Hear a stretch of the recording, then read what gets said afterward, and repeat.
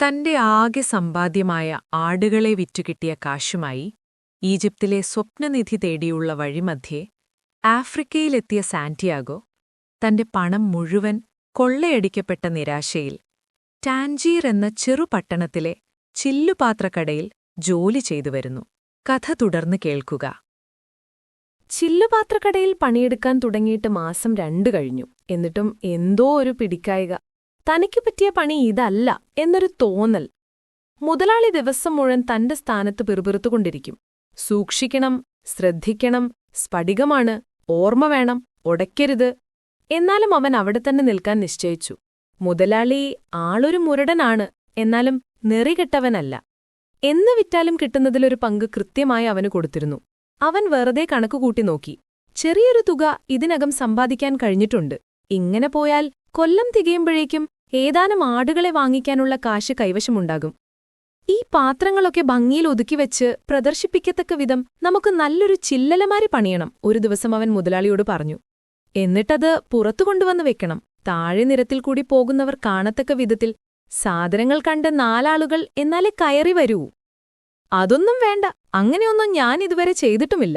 കടന്നുപോകുന്നവർ തട്ടിയും മുട്ടിയും ചില്ലുപാത്രങ്ങളുടെയും അത് തന്നെ മെച്ചം. ഉടമസ്ഥന്റെ മറുപടി അങ്ങനെയായിരുന്നു. എന്നു പറയുന്നതിൽ അർത്ഥമില്ല. ആടുകളെ മേയിച്ചു നടക്കുന്നതിനിടയിൽ ചിലപ്പോഴൊക്കെ പാമ്പു കടിച്ചും മറ്റും ആടുകൾ ചാവാറുണ്ട്. എന്നുവെച്ച് അതൊക്കെ ആ തൊഴിലിന്റെ ഒരു ഭാഗമാണെന്ന് കരുതണം. അവൻ അയാളെ കാര്യം പറഞ്ഞ് മനസ്സിലാക്കാൻ ശ്രമിച്ചു. നല്ല 3 ഗ്ലാസുകൾ വേണം. മുതലാളിയുടെ ശ്രദ്ധ ആകർഷിച്ചുകൊണ്ട് കടയിൽ ഒരാൾ കയറി വന്നു. ഈടെയായി കച്ചവടം അത്ര മോശമല്ല, പണ്ടത്തേക്കാൾ ഭേദപ്പെട്ടിരിക്കുന്നു. കാലം ഏതാനും അടി പിന്നോക്കം വെച്ച പോലെ പഴയ മട്ടിൽ ടാൻജീറിലെ ഈ തെരുവിൽ തിരക്കുകൂടിയിരിക്കുന്നു. ആവശ്യക്കാരന് വേണ്ടത് എടുത്തുകൊടുത്തിട്ട് മുതലാളി വീണ്ടും അവന്റെ നേരെ തിരിഞ്ഞു. ശരിയാണ്, കച്ചവടം മുമ്പിലത്തേക്കാൾ മെച്ചപ്പെട്ടിട്ടുണ്ട്. ഈ നിലയ്ക്ക് പോയാൽ അധികം താമസിയാതെ നിന്റെ മോഹം നടക്കും. ആടിനെ വാങ്ങാനുള്ള കാശുണ്ടാവും. അതുപോരെ, ആവശ്യത്തിൽ കൂടുതൽ കിട്ടാൻ വേണ്ടി വെറുതെ എന്തിന് കൈ നീട്ടണം എന്ന് ഞാൻ വിചാരിച്ചില്ല. മുമ്പിൽ കാണുന്ന നിമിത്തങ്ങൾ നമ്മൾ മനസ്സിലാക്കണ്ടേ? ഓർക്കാതെ അവൻ പറഞ്ഞുപോയി. ഉടനെ തന്നെ അത് വേണ്ടിയിരുന്നില്ല എന്ന് തോന്നുകയും ചെയ്തു. അക്കരെ കണ്ടുമുട്ടിയ രാജാവും അദ്ദേഹം പറഞ്ഞ കാര്യങ്ങളും ഇയാളെ അതൊക്കെ എങ്ങനെ പറഞ്ഞു മനസ്സിലാക്കാൻ? കാലത്തിന്റെ പിന്തുണ, തുടക്കക്കാരന്റെ ഭാഗ്യമെന്നും അവൻ പറഞ്ഞു. സ്വന്തം വിധി അതാണെങ്കിൽ സാഹചര്യങ്ങളും അതിനനുകൂലമായി വരുന്നു. ഏതായാലും അവൻ പറയാനുദ്ദേശിച്ചത് മുതലാളിക്ക് മനസ്സിലായി. ശരിയാണ്, തന്റെ കടയിൽ ഈ പയ്യൻ വന്ന് കയറിയത് നല്ല നേരത്താണ്. അവന്റെ വരവോടെ തന്റെ കാലവും തെളിഞ്ഞല്ലോ. ഇപ്പോൾ ഇതാ മുമ്പെങ്ങുമില്ലാതിരുന്ന അത്ര നല്ല കച്ചവടം, കൂടുതൽ വിൽപ്പന, കൂടുതൽ ലാഭം. ഒരാൾക്ക് കൂടി ശമ്പളം കൊടുക്കണമല്ലോ എന്ന ഖേദം തീരെയില്ല. എന്നാലും വേണ്ടതിൽ അല്പം കൂടുതൽ തന്നെയാണ് അവന് കൊടുക്കുന്നത്. ലാഭത്തിൽ ഒരു പങ്ക് നിനക്കും എന്നെന്ന് പറഞ്ഞപ്പോൾ ആരറിഞ്ഞു ലാഭം ഇങ്ങനൊരു കുതിക്കുമെന്ന്? അവൻ അധികം കാലം നിൽക്കുമെന്ന് തോന്നുന്നില്ല. പഴയ തൊഴിലിലേക്ക് തന്നെ മടങ്ങിപ്പോകാനാണ് അവന്റെ ആഗ്രഹം. ആട്ടെ, നീ എന്തിനാ പിരമിഡുകൾ കാണണമെന്ന് പറഞ്ഞത്? ചില്ലലമാരി പണിയുന്നതിൽ നിന്ന് അവന്റെ ശ്രദ്ധ തിരിക്കാനാണ് അയാൾ അങ്ങനൊരു ചോദ്യമെടുത്തത്. ധാരാളം പറഞ്ഞു കേട്ടിട്ടുണ്ട്. കുറെ കാലമായുള്ള മോഹമാണ് നേരിലൊന്ന് പോയി കാണണമെന്ന്. കൂടുതലൊന്നും പറയേണ്ടതില്ലെന്ന് അവൻ നിശ്ചയിച്ചു. ആ സ്വപ്നം ഇപ്പോൾ സങ്കടപ്പെടുത്തുന്ന ഒരു ഓർമ്മ മാത്രമാണ്. അതിനെപ്പറ്റി കൂടുതൽ ആലോചിക്കാതിരിക്കുക തന്നെയാണ് ബുദ്ധി. കുറെ കല്ലുകളുടെ ഒരു കൂമ്പാരം. പറഞ്ഞു വരുമ്പോൾ അതല്ലേ ഈ പിരമിഡ്? അത് കാണാൻ ഈ മരുഭൂമിയൊക്കെ കടന്ന് ആരാ അത്രയും ദൂരെ പോകുക? അയാൾ അവനെ നിരുത്സാഹപ്പെടുത്തി. അല്പം മിനക്കെട്ടാൽ നമ്മുടെ പിന്നാമ്പുറത്തു തന്നെ വേണമെങ്കിൽ ഒരു പിരമിഡ് പണിതുയർത്താം. നിങ്ങൾ ഒരിക്കലും സ്വപ്നം കണ്ടിട്ടില്ല നീണ്ടു നീണ്ടു പോകുന്ന യാത്രകൾ. മുഴുവൻ പറയാൻ അവൻ ഇടകിട്ടില്ല. അപ്പോഴേക്കും കടയിലേക്കൊരു പറ്റുകാരൻ കയറി വന്നു. 2 ദിവസം കഴിഞ്ഞപ്പോൾ മുതലാളി തന്നെ അവനെ വിളിച്ചു പറഞ്ഞു. നീ പറഞ്ഞതുപോലെയാകട്ടെ, സാധനങ്ങൾ പുറത്തുനിന്ന് കാണാൻ പറ്റുന്ന വിധത്തിലൊരു ചില്ലലമാരി പണിപ്പിക്കാം. എന്തോ മാറ്റമെന്ന് കേട്ടാൽ എനിക്ക് പരിശ്രമമാണ്. ഞാനും നീയും അപ്പുറത്തെ ഹസനെ പോലെയാണോ? അവൻ വലിയ മുതലാളി, പണക്കാരൻ. ഒരു ചുവട് പിഴച്ചാലും പിടിച്ചു നിൽക്കാനാകും. നമ്മുടെ കാര്യം അങ്ങനെയാണോ? അബദ്ധം പറ്റിയാൽ പറ്റിയത് തന്നെ. കാര്യം ശരിയാണ്, അവനും അത് മനസ്സിലാക്കുന്നുണ്ട്. എന്നാലും പറ, നിന്റെ ഉദ്ദേശം എന്താണ്? അയാൾ വീണ്ടും ചോദിച്ചു. എന്റെ ഉദ്ദേശം കഴിയുന്നതും വേഗം പണമുണ്ടാക്കിയ ആടുകളെ വാങ്ങി സ്ഥലമിടുക തന്നെയാണ്. ഇപ്പോൾ കാലം നന്ന്, അത് മുതലെടുക്കുക തന്നെയാണ്. കാലത്തിന്റെ ആനുകൂല്യം, ഒപ്പം നമ്മുടെ പ്രയത്നവും സാഹചര്യങ്ങളുടെ പിന്തുണയും. തുടക്കക്കാരന്റെ ഭാഗ്യമെന്ന് പറയാറില്ലേ, അത് ഇതായിരിക്കാം. എന്തോ ആലോചിച്ചുകൊണ്ട് അയാൾ കുറച്ചുനേരം മിണ്ടാതിരുന്നു. നോക്ക്, നബി തിരുമേനി നമുക്ക് കനിഞ്ഞു തന്നതാണ് വിശുദ്ധ ഖുർആൻ. അതുപ്രകാരം നമ്മൾ ഓരോരുത്തരും ജീവിതത്തിൽ 5 കാര്യങ്ങൾ തീർച്ചയായും ചെയ്തിരിക്കണം. അതിലേറ്റവും പ്രധാനം ദൈവം ഒന്നേയുള്ളൂ, അവനിൽ മാത്രം വിശ്വാസമർപ്പിക്കുക. പിന്നെ ദിവസവും 5 നേരം മുടങ്ങാതെ പ്രാർത്ഥിക്കുക. റംദാൻ മാസത്തിൽ ഉപവസിക്കുക, അഗതികളെ ആവുന്ന വിധം സഹായിക്കുക. അപ്പോഴേക്കും അയാളുടെ തൊണ്ട ഇടറാൻ തുടങ്ങി. വലിയ വിശ്വാസി. ദൈവത്തിന്റെ സ്മരണ തന്നെ അയാളെ വികാരാധീനാക്കുന്നു. അയാളുടെ കണ്ണുകൾ നിറഞ്ഞൊഴുകുവാൻ തുടങ്ങി. സ്വന്തം സ്ഥിതിയെക്കുറിച്ച് അതൃപ്തിയില്ലെന്നല്ല, എന്നാലും ഇസ്ലാമിന്റെ പ്രമാണങ്ങൾ വിട്ടു നടക്കാൻ ആൾ തയ്യാറായിരുന്നില്ല. അഞ്ചാമത്തെ പ്രമാണം എന്താണെന്ന് പറഞ്ഞില്ലല്ലോ. അവൻ ഇടയിൽ കയറി പറഞ്ഞു. അഞ്ചാമത്തെ പ്രമാണമോ? അത് പരിശുദ്ധ മക്കയിലേക്കുള്ള തീർത്ഥയാത്ര തന്നെയാണ്. ജീവിതത്തിൽ ഒരിക്കലെങ്കിലും ഓരോ വിശ്വാസിയുമായി യാത്ര നടത്തിയിരിക്കണം. 2 ദിവസം മുമ്പ് നീ പറഞ്ഞില്ലേ, എനിക്ക് ദൂരയാത്രയെക്കുറിച്ചുള്ള സ്വപ്നങ്ങളൊന്നുമില്ലെന്ന്. ഏതോ ഓർമ്മകളിൽ അയാളുടെ വാക്കുകൾ ഒരു നിമിഷം കുരുങ്ങിക്കിടന്നു. പിരമിഡുകളേക്കാൾ എത്രയോ ദൂരെയാണ് മക്ക. ചെറുപ്പകാലത്തിന്റെ ഏറ്റവും വലിയ മോഹം അതായിരുന്നു, മക്കയിൽ പോകാൻ വേണ്ട പണം സ്വരൂപിക്കുക. അന്ന് ഞാനും സ്വപ്നം കണ്ടിരുന്നു. ഒരു കാലത്ത് ഞാനും ധനികനാവും, വിശുദ്ധ നഗരത്തിലേക്ക് തീർത്ഥയാത്ര പോവും. അതിനുവേണ്ടി കുറേ പണം മിച്ചം വയ്ക്കാനും തുടങ്ങി. അപ്പോൾ പുതിയൊരു പ്രശ്നം, ആരെയാണ് ഈ കട ഏൽപ്പിക്കുക? ഇതിനകത്തുള്ളത് മുഴുവൻ തൊട്ടാൽ പൊട്ടുന്ന സ്ഫടികപാത്രങ്ങളല്ലേ? എത്രയെത്ര പേർ ഈ വഴി മക്കയിലേക്ക് കടന്നുപോയി. ചിലർ പണക്കാരായിരുന്നു, അവർക്ക് ഒട്ടകങ്ങളും പരിചാരകരുമുണ്ടായിരുന്നു. പക്ഷേ കൂടുതൽ പേരും സാധാരണക്കാരായിരുന്നു. ചിലർ എന്നേക്കാൾ ദരിദ്രരും. പോയവരെല്ലാം സംതൃപ്തരായി തിരിച്ചുവന്നു. അവനവന്റെ വീട്ടുവാതിൽക്കൽ ഹജ്ജിനു പോയി വന്നതിന്റെ ലക്ഷണമായി മുദ്രകളും പതിച്ചുവെച്ചു. അവരിലൊരാൾ ഒരു ചെരുപ്പ് കുത്തി എന്നോട് പറയുകയുണ്ടായി, മക്കയിലെത്താൻ ക്ഷീണമെന്നറിയാതെ ഒരു കൊല്ലം മുഴുവൻ അയാൾ മരുഭൂമിയിൽ കൂടി നടക്കുന്നുണ്ടായിരുന്നുവെന്ന്. പക്ഷേ തിരിച്ചുവന്ന് ഈ പട്ടണത്തിലെ തെരുവുകളിൽ കൂടി തന്റെ കച്ചവടത്തിനു വേണ്ട തുകലും തേടി നടക്കുമ്പോൾ കാലുകുഴഞ്ഞ് തളർന്നു പോകുന്നുവെന്നും. ആട്ടെ, നിങ്ങൾക്കും ഹജ്ജിനു പോയിക്കൂടെ? ഇപ്പോൾ തടസ്സമൊന്നുമില്ലല്ലോ. തടസ്സമുണ്ടെന്ന് ആര് പറഞ്ഞു? അവന്റെ ചോദ്യത്തിന് അയാൾ പെട്ടെന്ന് ഉത്തരം പറഞ്ഞു. അങ്ങനെയൊരു പ്രതീക്ഷ. അതാണ് നിത്യജീവിതത്തിലെ മടുപ്പകറ്റുന്നത്. ഈ കടയും ഇവിടെയുള്ള ചില്ലുപാത്രങ്ങളും ഒരേ ഭോജനശാലയിൽ നിന്നും എന്നും ഒരേ മട്ടിലുള്ള ആഹാരവും ഒരു പുതുമയും മാറ്റവും ഇല്ലാതെ കടന്നുപോകുന്ന ദിവസങ്ങൾ. എന്നാലും എന്റെ മനസ്സിൽ ഉത്സാഹത്തിന്റെ ഒരു തിരി കെടാതെ കത്തുന്നു. എന്നെങ്കിലും ഒരിക്കൽ ഞാൻ നടത്താൻ പോകുന്ന ഹജ്ജ് യാത്ര. ആ സ്വപ്നവും നിറവേറിക്കഴിഞ്ഞാൽ പിന്നെ ജീവിതത്തിൽ ബാക്കിയെന്തുണ്ട്? അന്തമില്ലാത്ത വിരസത മാത്രം. നിന്റെ കാര്യം അങ്ങനെയല്ല. നീ കാണുന്ന സ്വപ്നം, ആടുകളും പിരമിഡുകളും, അതൊക്കെ സഫലമാക്കണമെന്ന ഷാഠ്യവും നിനക്കുണ്ട്. എന്റെ സ്ഥിതി അതല്ല. മക്ക എന്ന സ്വപ്നം അതുതന്നെയാണ് എന്റെ ജീവിതത്തിലെ രസം. മനോരാജ്യത്തിൽ 1000 തവണ ഞാൻ മക്കയിൽ പോയി വന്നിട്ടുണ്ട്. മരുഭൂമിയിൽ കൂടിയുള്ള യാത്ര, വിശുദ്ധ നഗരത്തിലെ കാഴ്ചകൾ, അവിടുത്തെ പരിപാവനമായ ആ ശില, 7 തവണ അതിനു ചുറ്റും പ്രദക്ഷിണം വെച്ചുകൊണ്ട് നമസ്കരിച്ചത്, കൂടെയുള്ള യാത്രക്കാർ, മുമ്പിലും പുറകിലുമായി നടന്നു നീങ്ങിയവർ, അവരുമായുള്ള സംഭാഷണങ്ങൾ, പ്രാർത്ഥനകൾ, അങ്ങനെ എന്തെല്ലാം. ഈ സ്വപ്നത്തിന്റെ സുഖം യഥാർത്ഥത്തിൽ അവിടെ പോയാൽ കിട്ടുമോ ആവോ? എനിക്ക് സംശയമുണ്ട്. അന്നാണ് അയാൾ അവന് അനുവാദം നൽകിയത്. നിന്റെ ഇഷ്ടം പോലെ ഒരു ചില്ലലമാരി പണിയിച്ചോ, സ്ഫടികപാത്രങ്ങൾ പ്രദർശിപ്പിക്കാൻ. വളരെ ചുരുക്കം പേർക്ക് ഈ ഭാഗ്യമുണ്ടാകൂ, സ്വന്തം സ്വപ്നങ്ങൾ യാഥാർത്ഥ്യമായി തീരുന്നത് കാണാൻ. മാസം 2 പിന്നെയും കഴിഞ്ഞു. ആ ചില്ലലമാരി നല്ല സഹായമായി. അതിലൊരുക്കി വെച്ചിരിക്കുന്ന സ്ഫടികപാത്രങ്ങളുടെ ഭംഗി കണ്ട് അവ വാങ്ങാനായി ധാരാളം പേർ വന്നുകൊണ്ടിരുന്നു. അവൻ കണക്കുകൂട്ടി. ഏറിയാൽ ഒരു 6 മാസം കൂടി. അതിനകം താൻ വിചാരിച്ച അത്രയും പണം കയ്യിലുണ്ടാകും. സ്പെയിനിലേക്ക് മടങ്ങാം. കൈവിട്ടുപോയ ആടുകൾ 60, പിന്നെ ഒരു 60 വേറെയും വാങ്ങണം. അങ്ങനെ കൊല്ലമൊന്ന് കഴിഞ്ഞു മുമ്പേ പഴയതിന്റെ ഇരട്ടി ആടുകൾ സ്വന്തമായി. ഇനി അറബികളുമായും കച്ചവടം നടത്തണം.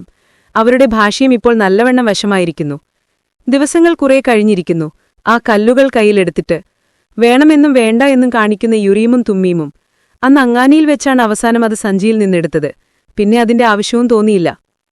തൽക്കാലം ഈ ജീവിതവുമായി പൊരുത്തപ്പെട്ടിരിക്കുന്നു. ഇപ്പോൾ മുതലാളിയുടെ മക്ക പോലെ അവന്റെ പിരമിഡും ഒരു വിദൂര സ്വപ്നം മാത്രം. ഈയിടെയായി മനസ്സിൽ ഒരേയൊരു വെമ്പലേയുള്ളൂ, ഒരു ജേതാവായി സ്വദേശമായ ടറിഫയിൽ തിരിച്ചു ചെല്ലണം. സ്വന്തം ജീവിതത്തിൽ നേടേണ്ടതെന്താണെന്നതിനെക്കുറിച്ച് വ്യക്തമായൊരു രൂപമുണ്ടായിരിക്കണമെന്ന് അന്ന് വൃദ്ധനായ രാജാവ് പറഞ്ഞിരുന്നു. സ്വന്തം ലക്ഷ്യം എന്താണെന്ന് തനിക്കിപ്പോൾ അറിയാം. ഇനി അത് നേടിയെടുക്കാനാണ് ശ്രമിക്കേണ്ടത്. അവൻ മനസ്സിൽ പിന്നെയും പറഞ്ഞുറപ്പിച്ചു. ഒക്കെ ഒരു നിമിത്തമായിരിക്കാം. തീരെ പരിചയമില്ലാത്തൊരു സ്ഥലത്തെത്തിപ്പെടുന്നു, കയ്യിലുള്ളതെല്ലാം ഒരു കള്ളൻ പറ്റിച്ചെടുക്കുന്നു. എന്നിട്ടോ ഒറ്റ കാശും ചെലവാക്കാതെ ഉണ്ടായിരുന്നതിന്റെ ഇരട്ടി ആടുകളുടെ ഉടമസ്ഥനായി താൻ നാട്ടിൽ തിരിച്ചെത്തുന്നു. സ്വപ്നത്തിൽ കണ്ട നിധി ഒരുപക്ഷെ ഇതുതന്നെയായിരിക്കുമോ? അവന് സ്വയം അഭിമാനം തോന്നി. താൻ ശരിക്കും മുതിർന്നിരിക്കുന്നു. പുതിയ കാര്യങ്ങൾ എന്തെല്ലാം ഇതിനകം പഠിച്ചു. സ്ഫടികപാത്രങ്ങളുടെ വ്യാപാരം, ശകുനങ്ങളുടെ അർത്ഥം, വാക്കുകൾ ആവശ്യമില്ലാത്ത ഭാഷ. ഒരു ദിവസം കുന്നിൻ മുകളിലൊരു വഴിപോക്കിനെ കാണാനിടയായി. അയാൾക്ക് വല്ലാത്ത ദാഹം. കുടിക്കാൻ എന്തെങ്കിലും കിട്ടിയാൽ. വൃത്തിയും വെഴുപ്പുമുള്ളൊരു സ്ഥലം എന്നാണ് അയാളുടെ അന്വേഷണം. അവനതൊരു നല്ല ലക്ഷണമെന്ന് വാങ്ങി. നമുക്കിവിടെ ചായക്കച്ചവടം തുടങ്ങിയാലോ? മുതലാളിയോട് അവൻ ചോദിച്ചു. പറ്റുകാർക്ക് കുറവുണ്ടാവില്ല. കുന്നുകയറി വരുന്നവർ. അതിനിവിടെ വേറെയും ചായക്കടകളുണ്ടല്ലോ. അവന്റെ നിർദ്ദേശത്തിൽ അയാൾക്കൊരു ഉത്സാഹവും തോന്നിയില്ല. നമുക്ക് ചില്ലു ഗ്ലാസുകളിൽ ചായ പകർന്നു കൊടുക്കാം. അവൻ പുതിയൊരു നിർദ്ദേശം മുൻപിലിട്ടു. നല്ല രുചിയുള്ള ചായ ഭംഗിയുള്ള ചില്ലു ഗ്ലാസുകളിൽ. ചായ മാത്രമല്ല, ഒപ്പം ഗ്ലാസുകളും ചെലവാകും. കൗതുകമുള്ള സാധനങ്ങൾ ആർക്കാണ് മോഹം തോന്നാതിരിക്കുക? അയാളപ്പോൾ മറുപടിയൊന്നും പറഞ്ഞില്ല. അന്നുച്ചയ്ക്ക് പതിവ് പ്രാർത്ഥനയ്ക്കു ശേഷം കടയടച്ച ഇടവേളയിൽ തന്റെ കൂടെയിരുന്ന് ഹുക്ക വലിക്കാൻ അയാൾ അവനെയും ക്ഷണിച്ചു. വാസ്തവത്തിൽ നീ എന്താണ് ഉദ്ദേശിക്കുന്നത്? ഞാൻ നേരത്തെ പറഞ്ഞതു തന്നെ. കുറെ ആടുകളെ വാങ്ങണം, നാട്ടിലേക്ക് തിരിച്ചു പോകണം. അതിന് പണം വേണ്ടേ? ഹുക്കയുടെ എടിത്തട്ടിൽ അയാൾ കുറെ കനൽ കോരിയിട്ടു. ആഞ്ഞു വലിക്കാൻ തുടങ്ങി. കഴിഞ്ഞ 30 കൊല്ലമായി ഞാൻ ഈ കച്ചവടം നടത്തുന്നു. സ്പടികട്ടെ സംബന്ധിച്ച വിവരങ്ങളൊക്കെയും എനിക്ക് മനഃപ്പാഠമാണ്. ഓരോന്നിന്റെയും ഗുണദോഷങ്ങൾ എനിക്ക് നന്നായി അറിയാം. ശരിയാണ്, നീ പറഞ്ഞതുപോലെ ചില്ലു ഗ്ലാസുകളിൽ ചായ പകർന്നു വിൽക്കാം. കച്ചവടം മെച്ചപ്പെടും, വരവും വർദ്ധിക്കും. പക്ഷെ അതിനനുസരിച്ച് എന്റെ ജീവിതരീതിയും മാറ്റേണ്ടിവരും. അതിനെന്താ, അത് നല്ലതല്ലേ? ആവോ, എനിക്കിഷ്ടം. ഞാൻ പരിചയിച്ചു വന്ന ഈ ശീലം തന്നെയാണ്. നീ വരുന്നതിനു മുമ്പ് പലപ്പോഴും ഞാൻ ഓർത്ത് സങ്കടപ്പെടാറുണ്ട്, കാലം വെറുതെ കളഞ്ഞുവെന്ന്. എന്റെ ചങ്ങാതിമാരിൽ പലരും പുതിയ പുതിയ സ്ഥലങ്ങൾ തിരഞ്ഞു മാറിപ്പോയി. ചിലർ അവനവന്റെ വ്യാപാരം വികസിപ്പിച്ചെടുത്തു. കൂട്ടത്തിൽ ഏതാനും പേർ പൊളിഞ്ഞ പാപ്പരായി. അതൊക്കെ കണ്ട് ഉള്ളു നോവാറുണ്ട്. എന്നാലും എന്റെ സ്ഥിതി അത്ര മോശമല്ല. ഈ കടയും കച്ചവടവും എന്റെ പിടിയിലൊതുങ്ങും. ഇങ്ങനെയൊക്കെ കഴിഞ്ഞു പോയാൽ മതി. ഇനി വേണ്ട. പുതിയ രീതികൾ പരിചയിക്കാനും എന്നെക്കൊണ്ടാവില്ല. അവൻ മിണ്ടാതിരുന്നു. അല്ലെങ്കിലും ഇതിനൊക്കെ അവൻ എന്ത് മറുപടി പറയാൻ? നീ വന്നത് വാസ്തവത്തിൽ ഒരു അനുഗ്രഹം തന്നെയാണ്. അയാൾ തുടരുകയായിരുന്നു. മുമ്പ് അറിയാതിരുന്ന ഒരുപാട് കാര്യങ്ങൾ ഇപ്പോൾ ഞാൻ മനസ്സിലാക്കാൻ തുടങ്ങിയിരിക്കുന്നു. അനുഗ്രഹങ്ങളെ അവഗണിക്കരുത്, എങ്കിലവ ശാപങ്ങളായി തിരിച്ചടിക്കും. എനിക്കിനി ജീവിതത്തിൽ കൂടുതൽ ആശകളൊന്നുമില്ല. പക്ഷേ നിന്റെ ശാഠ്യം എന്റെ സങ്കല്പങ്ങൾക്കെല്ലാം അപ്പുറത്തുള്ളൊരു ലോകവും ഐശ്വര്യവും ചൂണ്ടിക്കാട്ടുന്നു. ആ സാധ്യതകൾ എന്റെ മനസ്സിനെ അലോസരപ്പെടുത്തുന്നു, മുമ്പെങ്ങുമില്ലാത്ത വിധം. എല്ലാം എനിക്ക് എത്തിപ്പിടിക്കാനാവുന്ന ദൂരത്ത്. എന്നിട്ടും ഒന്നിനും വേണ്ടി മോഹം തോന്നുന്നില്ല. ഒരു നിമിഷം അവന്റെ ഓർമ്മയിൽ തെളിഞ്ഞു ടരീഫയിലെ ബേക്കറികാരന്റെ മുഖം. അയാളോട് താൻ ഒന്നും പറയാതിരുന്നത് എത്ര നന്നായി. സൂര്യൻ അസ്തമിക്കാൻ തുടങ്ങി. അപ്പോഴും അവർ ഹുക്ക വലിച്ചുകൊണ്ടിരിക്കുകയായിരുന്നു. അറബി ഭാഷയിലാണ് അവർ സംസാരിച്ചിരുന്നത്. സ്വന്തം കഴിവിൽ അവന് നല്ല മതിപ്പു തോന്നി. അറിയേണ്ടതായിട്ടുള്ളതെല്ലാം ആടുകളിൽ നിന്ന് ഗ്രഹിക്കാമെന്ന് ഒരു കാലത്ത് അവൻ വെറുതെ വിചാരിച്ചിരുന്നു. എന്തൊക്കെ പഠിച്ചാലും ആടുകളിൽ നിന്ന് അറബി ഭാഷ വശമാക്കാൻ കഴിയുമായിരുന്നില്ലല്ലോ. വേറെയും പലതും കാണും അവർക്ക് പഠിപ്പിക്കാനാവാത്തതായി. വാസ്തവത്തിൽ അവ തന്നെയാണ് പഠിപ്പിക്കുകയായിരുന്നത്. താൻ അവയെ കണ്ടു പഠിക്കുകയായിരുന്നു. ഒരിക്കൽ മിണ്ടാതിരുന്ന മുതലാളിയുടെ മുഖത്തേക്ക് അവൻ കണ്ണുകൾ തിരിച്ചു. മക്തൂബ്, അയാൾ മെല്ലെ പറഞ്ഞു. എന്നുവെച്ചാൽ? ഒരറബിക്ക് ആ വാക്കിന്റെ അർത്ഥം തികച്ചും മനസ്സിലാക്കൂ.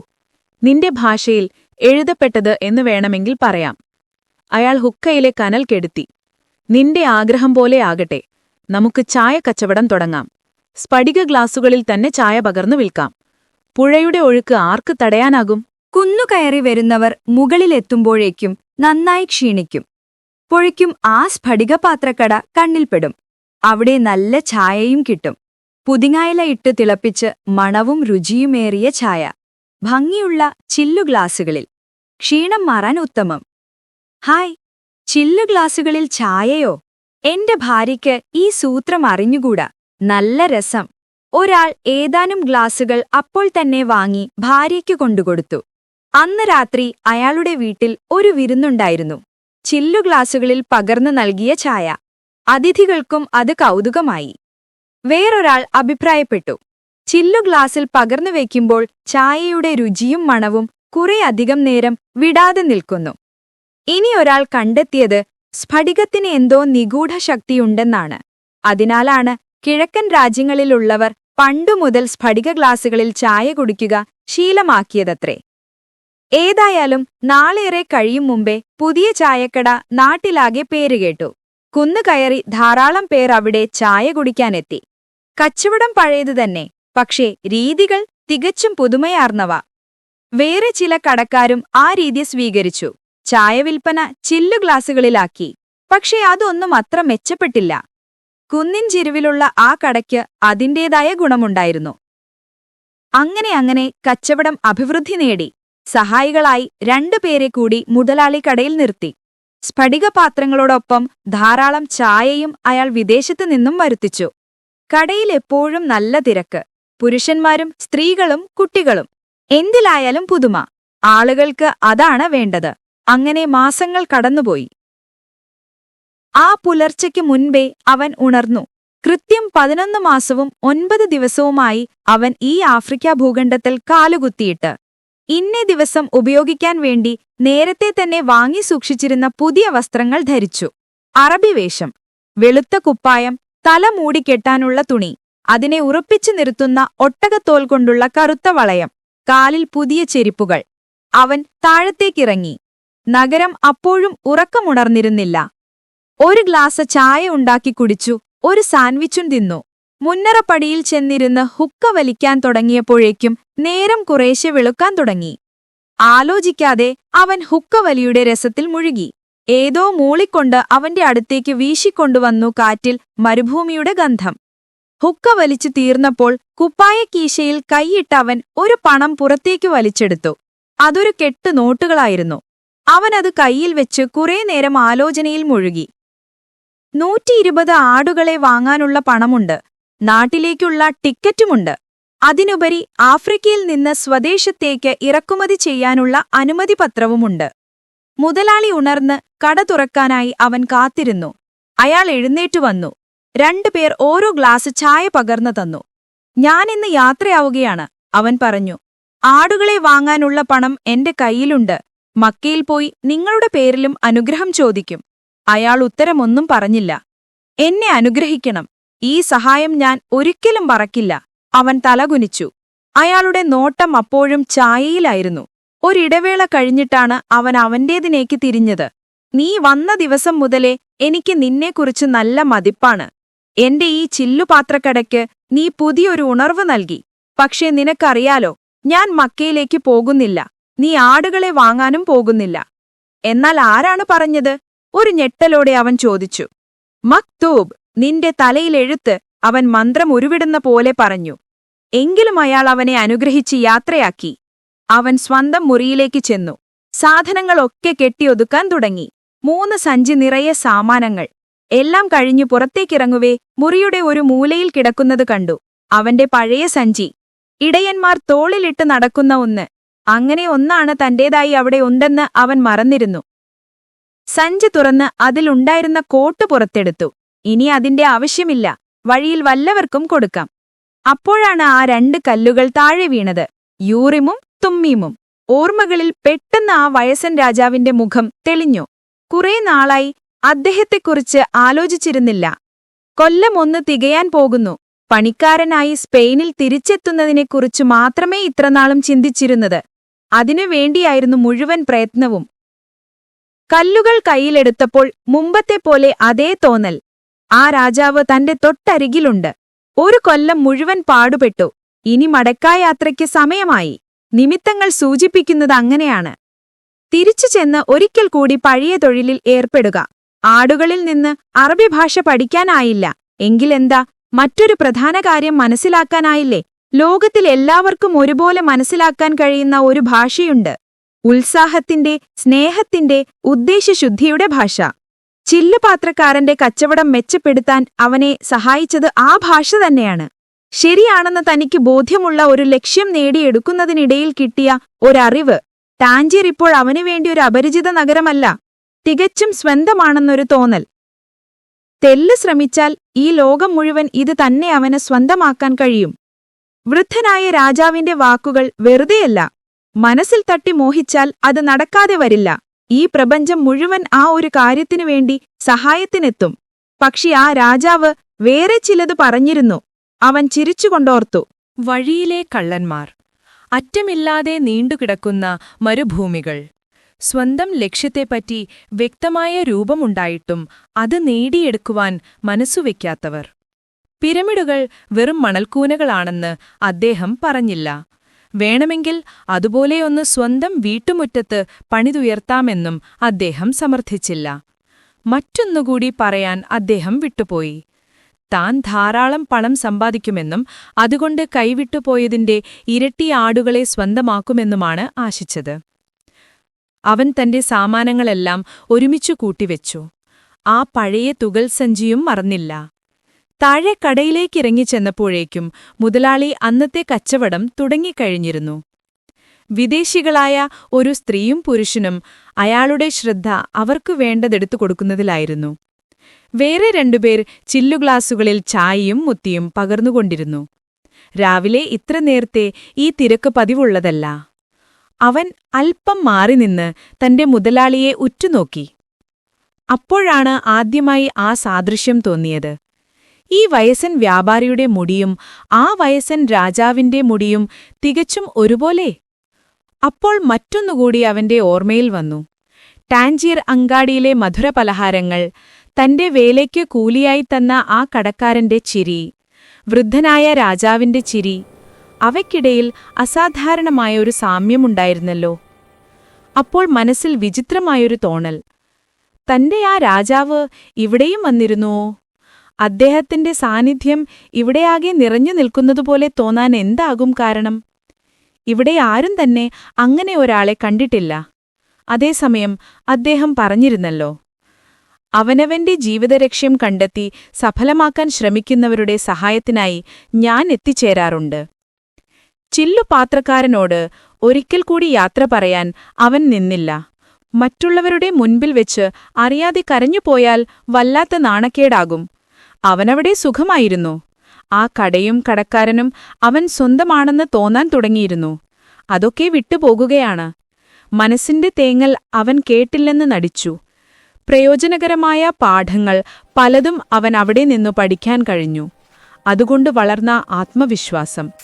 എന്തോ ഈ ലോകം തന്നെ കീഴടക്കാൻ തനിക്കാവുമെന്നൊരു ഭാവമാണിപ്പോൾ മനസ്സിൽ. എന്തൊക്കെയായാലും ഞാൻ മടങ്ങുകയാണ്. എന്റെ പഴയ തൊഴിൽ, ആടുകളെ മേയ്ക്കാനായി ആ പഴയ മേച്ചൽപ്പുറങ്ങളിലേക്ക്, അവൻ ആരോടെന്നില്ലാതെ പറഞ്ഞു. എല്ലാം മനസ്സിൽ ഉറപ്പിച്ചു കഴിഞ്ഞതാണ്. എന്നിട്ടും എന്തോ ഒരു ആശങ്ക. കഴിഞ്ഞ ഒരു വർഷം മുഴുവൻ താൻ ആ സ്വപ്നത്തിന്റെ പുറകെ പായുകയായിരുന്നു. അതിനെക്കുറിച്ചല്ലാതെ മറ്റൊരു ചിന്തയും മനസ്സിലുണ്ടായിരുന്നില്ല. ഇപ്പോൾ നിർണായകമായ ആ നിമിഷം എടുക്കുന്തോറും മനസ്സിൽ അതിനെക്കുറിച്ചുള്ള ഗൗരവം കുറഞ്ഞു വരുന്നു. ഒരുപക്ഷേ ഇതല്ലായിരിക്കുമോ തന്റെ ജീവിതത്തിന്റെ യഥാർത്ഥ ലക്ഷ്യം? ആർക്കറിയാം, ആ ചില്ലുപാരക്കാരൻ പറഞ്ഞത് തന്നെയാകാം ശരി. മക്കയിൽ പോകണമെന്നില്ല, മനസ്സിൽ അങ്ങനെയൊരു മോഹം, അത് സഫലമാക്കി തീർക്കാൻ വേണ്ട പരിശ്രമം, അതുതന്നെ ധാരാളമാണ് ജീവിതത്തെ മുന്നോട്ട് നയിക്കാൻ. അവൻ എന്തൊക്കെയോ പറഞ്ഞ് സ്വയം ബോധ്യപ്പെടുത്താൻ ശ്രമിച്ചു. അവൻ വീണ്ടും ആ 2 മാന്ത്രികക്കല്ലുകൾ യൂറിമും തുമ്മിമും കൈയിലെടുത്തു. അവയിൽ നിന്നൊരു നിഗൂഢ ശക്തി, ഒരുപക്ഷേ അജ്ഞാനനായ ആ രാജാവിന്റെ ഇച്ഛാശക്തി അവനിലേക്ക് പ്രവഹിക്കുന്നതുപോലെ തോന്നി. യാദൃച്ഛികമാകാം, അല്ലെങ്കിൽ ഇതുമൊരു നിമിത്തമായിരിക്കുമോ? നടന്ന് അവൻ ചെന്നെത്തിയത് ആ കടയ്ക്കു മുൻപിലായിരുന്നു. ടാഞ്ചീർ ആദ്യം കാലുകുത്തിയ ദിവസം ഒരു കോപ്പ വീഞ്ഞിനായി ദാഹിച്ച് കയറിയ അതേ ഭോജനശാല.